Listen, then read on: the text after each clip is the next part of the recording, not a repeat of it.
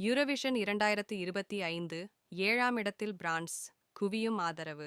நேற்று மே 17 சனிக்கிழமை இடம்பெற்ற யூரோவிஷன் 2025 போட்டியில் பிரான்ஸ் சார்பாக பங்கேற்ற லுவான் 7வது இடத்தை பெற்றுக்கொண்டார். 25 நாடுகளைச் சேர்ந்த பாடகிகள் இந்த நிகழ்ச்சியில் பங்கேற்றிருந்தனர். அவர் 7வது இடத்தை பெற்றுக்கொண்டதன் பின்னரும் அவருக்கான ஆதரவு இணையத்தில் பரவி வருகிறது. அவர் தனது முழு திறமையும் வெளிப்படுத்தினார். நாங்கள் எவ்விதத்திலும் லுவானை குற்றம் சாட்டவில்லை என பலர் கருத்திட்டு வருகின்றனர். லுவானிற்கு பொதுமக்கள் சார்பாக 50 புள்ளிகள் மட்டுமே கிடைத்தது. மொத்தமாக அவர் 230 புள்ளிகளை பெற்றுக்கொண்டார். அதை அடுத்தே அவர் 7வது இடத்தினை பெற்றுக்கொண்டார்.